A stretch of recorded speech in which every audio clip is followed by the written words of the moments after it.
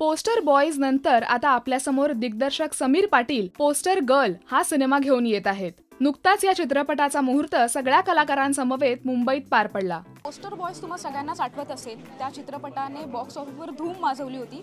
पण आता poster boys नंतर आपल्यासमोर पोस्टर गर्ल हा चित्रपट येतोय. तो सिक्वेल असणार आहे का, काही वेगळं मिळणार आहे का, हे आपण त्यांनाच विचारूया. चित्रपटाची पूर्ण टीम आपल्याबरोबर आहे. आज आपण त्यांना विचारूया की पोस्टर गर्ल हा नक्की सिक्वेल आहे की काही वेगळं आहे.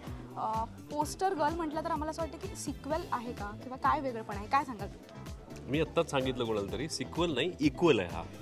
हे पोस्टर बॉयज इतकाच उत्तम, हिलेरियस पण वेगळ्या गोष्टीवरचा, वेगळ्या विषयावर बोलणारा, हिलेरियस आणि अत्यंत तुम्हाला आवडेल, तुमचं रंजन होईल. पण ॲट द सेम टाईम तुम्ही घरी जात असताना तुम्हाला वाटेल की अरे हो, हे विसरलो होतो आपण जगत असताना, असं काहीतरी सांगणारा हा सिनेमा आहे, चित्रपट आहे. नक्कीच काहीतरी वेगळा प्रयोग आहे.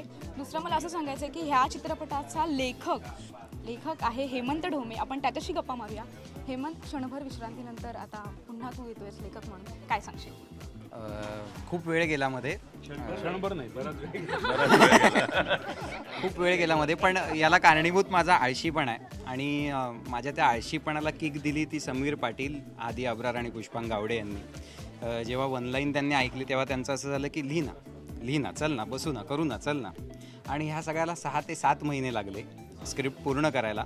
नाहीतर नॉर्मली एखादा पट्टीचा लेखक जो असतो ऋषिकेश जोशींसारखा, तो बसून महिन्याभरात हे स्क्रिप्ट पाडू शकतो, म्हणजे लिटरली.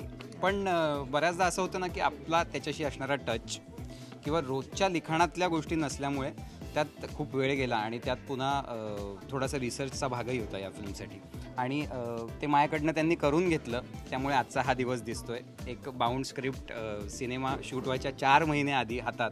म्हणजे जवळजवळ काही लोकांना रडू आलं. म्हणजे काही कलाकार डोळ्यात पाणी भरून ते बघत होते की स्क्रिप्ट रेडी आहे आणि आता आपण लिहिलेलंच काहीतरी करायचं आहे. कारण हे खूप कमी वेळा घडतं आपल्याकडे, त्यामुळे त्याची मजा काहीतरी यावर आहे.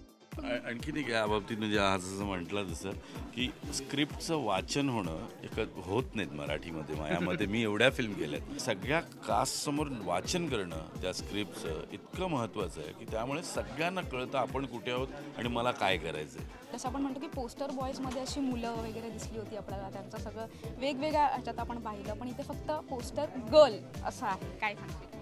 नाही, पोस्टर बॉईज ही आपण म्हणत पुरुषांच्या प्रॉब्लेम्सविषयी होती किंवा पुरुषांची फिल्म होती.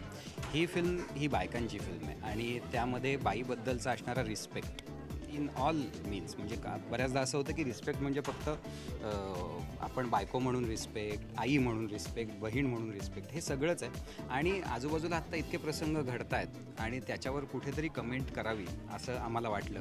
आणि ती अतिशय गमतीशीर पद्धतीने केली पाहिजे. कारण लोक जेव्हा हसतात तेव्हा ते हसतील, पण हसताना असं बाहेर पडतील की अरे आपण हसलो, ॲक्च्युली हसायला नको पाहिजे होतं. हा उद्देश आहे. पण तो बघूयात कितपत यशस्वी होतोय. आपल्याला जी पोस्टर बॉयजमध्ये जी स्टारकास्ट दिसली असली, मग तो ऋषिकेश असेल, अनिकेत असेल, ती दोघं पोस्टर गर्लमध्ये सुद्धा दिसणार आहेत. पहिला ऋषिकेश प्रश्न माझा हाच असेल, पोस्टर बॉयज नंतर पोस्टर गर्लमध्येही तू.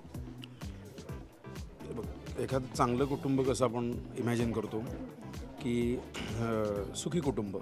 दिग्दर्शकानं त्याला पहिला मुलगा झाला, पोस्टर बॉयज हे प्रोडक्शन, आणि आता मुलगी झाली पोस्टर गर्ल. आणि आता पहिला मुलगा यशस्वी आणि तो फार नावारूपाने, त्याला तेच म्हटलं की एक मुलगा IAS ऑफिसर आणि दुसरा दारू पिऊन मेला, असं नाही. ही दुसरी मुलगी. आता दुसरी मुलगी म्हणजे दुसरा अपत्य मुलगी, आणि ती तर इतकी हुशार आणि इतकी टेरिफिक की ती बापाचं नाव जास्त काढणार.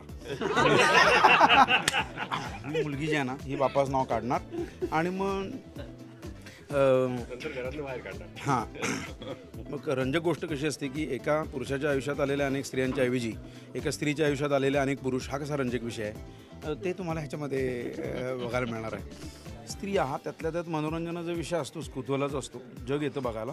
पण मला खात्री आहे की ह्या गर्लला बघायला ना अलोट गर्दी होणार. मला उत्सुकता असेल की मगापासून गर्ल असं बोललं जात आहे, तर ह्या सिनेमाची जी पोस्टर गर्ल असणार आहे ती सुद्धा आपल्या बरोबर आहे. सोनाली, किती कौतुक झालं, ऐकलं असेल तू, काय सांगणार आहे? मला असं वाटतं की सगळं सांगून झालं आहे. आता खरं तर बोलायची वेळ नाही आहे, आता करून दाखवायची वेळ आहे. सिनेमा लगेचच सुरू होतो आहे, आम्ही फ्लोअरवर जातो आहे 20 तारखेपासून, त्यामुळे जाऊन शूटिंग कधी सुरू करतो आहे असं झालं आहे. मी एवढंच म्हणेन की मी जरी पोस्टर गर्ल हिरोईन असले तरी हिरो या सिनेमाचं स्क्रिप्ट आहे आणि अतिशय सशक्त पण तितकंच रंजक आहे. रोलही खूप भारी आहे, त्यामुळे मला खूप उत्सुकता आहे. सगळ्यांबरोबर मी पहिल्यांदा काम करते साधारण, आणि समीर सरांची मी खूप मोठी फॅन आहे. मी खूपच एक्सायटेड आहे या संपूर्ण सेटअपमध्ये पहिल्यांदा काम करताना आणि ही भूमिका आणि हा सिनेमा करते. आणि आता इथे आपल्याला अनिकेत सुद्धा दिसतोय. पोस्टर बॉईजमध्ये खूप गाजलेला चेहरा हा अनिकेत आहे. अनिकेत, पोस्टर बॉईजमध्ये तुझं कॅरेक्टर खूप लोकांना आवडलं आणि पोस्टर गर्लमध्ये सुद्धाही तू आम्हाला दिसणार आहेस. काय वेगळं बघायला मिळणार आहे? वेगळं नक्कीच बघायला मिळणार आहे. आणि मला ह्या रोलसाठी माझी निवड करण्यात आली याचं कारणच होतं की खूप वेगळं प्रेझेंट होणार होतं आणि ते मी खूप चांगल्या पद्धतीने करू शकीन अशी खात्री लेखक आणि दिग्दर्शकाला होती. आणि त्यामुळे आणि ह्या स्क्रिप्टचा एक भाग होणं या फिल्मचा हे माझ्यासाठी खूप आनंदाची पण गोष्ट आहे आणि महत्त्वाची पण गोष्ट आहे. कारण पुष्पांग हादी हे पोस्टर बॉईजचे प्रोड्युसर्स होते. समीरबरोबर मी काम केलेलं आहे, त्यात नाव पोस्टर गर्ल, त्यामुळे मी असणं तर म्हणजे हो तो बनताही आहे. हां हो तो बनताही आहे. या सिनेमात जितेंद्र जोशीही आपल्याला वेगळ्या कॅरेक्टरमध्ये दिसणार आहे. सिनेमामध्ये काय असणार आहे ते आता नाही सांगू शकत, याचं कारण तो सिनेमाचा जो कथा भाग आहे, ती कथा आहे ती खूप महत्त्वाची आहे. अर्थात प्रत्येक सिनेमाची कथा महत्त्वाची असते, की यामध्ये काहीतरी गंमत आहे. आणि इतकंच सांगू शकेन की या सिनेमामध्ये इतकी मोठी स्टारकास्ट आहे. ऋषिकेश जोशी आहे, हेमंत ढोमे स्वतः जो लेखक आहे सिनेमा तो आहे, अनिकेत विश्वासराव मी आहे, त्यानंतर संदीप पाठक आहे, अक्षय टांगसाळे आहे, सगळी आणि सोनाली. सो या सिनेमाचा हिरो कोण आहे? तर या सिनेमाचा हिरो म्हणजे हेमंत ढोमे याची लेखणी हा सिनेमाचा हिरो आहे. आणि हा सिनेमा करण्यामागचं कारण की यामध्ये मनोरंजन करण्याचा प्रयत्न तर आहे, प्रत्येक सिनेमाचं काम तेच असतं, पण यामध्ये एक खूप वेगळ्या पद्धतीचा एक मेसेज जो आहे तो सिनेमामध्ये असणार आहे. आणि खूप इंटरेस्टिंग कॅरेक्टर्स आहेत सगळ्यांची, त्यामुळे या सिनेमाचा मी एक भाग होण्याचं निश्चित केलं. संगीत क्षेत्रात चमकणारा चेहरा अमित राज याने या सिनेमाचं संगीत दिलं आहे. त्याच्या जोडीला आदर्श शिंदेचाही आवाज या सिनेमात आपल्याला ऐकायला मिळेल. गाणी ह्या फिल्ममध्ये माझी 4 आहेत आणि आदर्शचं आता आज एक गाणं आमचं रेकॉर्ड होतं आहे आणि ते धमाकेदार गाणं आहे. आणि मला असं वाटतं हे प्रत्येक DJ गाणं वाजवणार आहे. ज्याप्रमाणे आदर्श वडिलांचं गाणं पोपट हे जेवढं गाजलेलं, मला नक्की खात्री आहे हे गाणं तेवढंच वाजणार आहे. कारण हे DJ का वाजवणार आहेत ते तुम्हाला नंतर कळेल, ते गाणं ऐकल्यानंतर कळेल. आणि खूप वर्षानंतर मी म्हणेन की आदर्श असं काहीतरी धमाकेदार गाणं येणार. लावणी आहे, एक खूप सुंदर अप्रतिम लावणी आहे, ती गुरु ठाकूरने लिहिली आहे. हे जे गाणं आजचं जे गाणं मी म्हणत होतो DJ ते क्षितिज पटवर्धनने लिहिलं आहे. आणि अजून एक गाणं क्षितिजने लिहिलं जे प्रमोशनल सॉन्ग असणार आहे आणि तेही इतकंच धमाकेदार असणार आहे. पण त्याची पण हुकलाईन खूप सुपर्ब लिहिली आहे क्षितिजने. आणि एक ड्रीम सॉन्ग आहे, जे ड्रीम सॉन्ग आपल्या ह्या 4 पोस्टर बॉईजवर होणार आहे आणि आमची एक ड्रीम गर्ल आहे, तर त्यांच्यावर पिक्चराईज होणार आहे. आणि इट्स अ व्हेरी कॉमिक एक humorous I would say song आहे ते.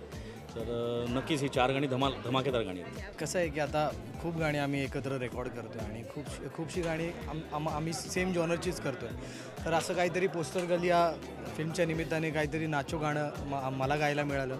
आणि अमित दादाचंही म्हणजे मी म्हणेन की पहिलीच फिल्म असेल असं काहीतरी नाचो गाण्याने मुहूर्त झाला आहे. वायाकॉम 18च्या झपाटलेला 2 आणि गंगूबाई नॉन मॅट्रिक नंतरचा हा 3रा चित्रपट असेल.